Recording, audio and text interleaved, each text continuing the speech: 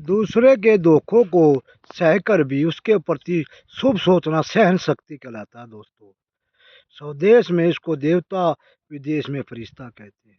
इसको समझाने के लिए मैं आपको एक कथा सुनाता हूँ, कृपा पूर्वक ध्यान से सुनिए। एक संत थे, संध्या का समय था, उन्होंने अपने स्थान पर जाने के लिए किश्ती में प्रवेश किया। संध्या का समय था, लास्ट किश्ती थी।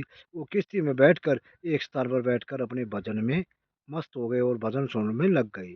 उसी किश्ती में 3-4 मन चले खड़े थे, उसको देखकर वो जोर जोर से आवाजें करने लग गए। संत का इन उसकी बातों का कोई असर नहीं हुआ उनकी बातों पर। फिर उन मंचलों ने संत को धक्का देना शुरू कर दिया। संत का ध्यान फिर भी नहीं भटका। ये देखकर पास में बैठे इंसानों ने कहा, हे महाराज, इतनी सहनशीलता ठीक नहीं है, आपके शरीर में बल है, इनको आप डांटते क्यों नहीं? संत ने कहा, सहनशीलता मेरे अंदर अभी आई कहाँ है, परंतु इस बात का प्रतिकार मैं अपने दूसरे ढंग से कर रहा था। मैं परमपिता परमात्मा से कह रहा था, हे परमपिता परमात्मा, इनके पापों को क्षमा कर दे, ये मूर्ख है, इनके शुद्ध बुद्धि दे। इतनी बार सुनकर मंत्रों का गुस्सा सातवें आसमान पर फिर हो गया। उसमें से एक ने सोचा, इसको उठाकर नदी में डाल देते हैं। तभी आकाशवाणी हुई।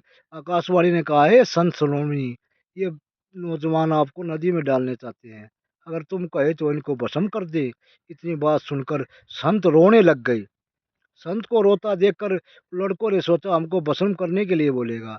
तभी संत ने कहा, हे परमपिता परमात्मा, मुझ तुझ एक जैसे तुझ प्राणी के लिए इतने 3 नौजवानों को भस्म करना उचित नहीं होगा। अगर आप मेरे पर खुश हैं तो इनके हृदय को बदल दो, इनके पाप क्षमा कर दो, इनको एक सुधरने का मौका दो। संत इतनी बात सुनकर आकाशवाणी ने कहा, धन्य हो तुम संत सुमरनी, जैसा तुमने कहा ऐसा ही होगा।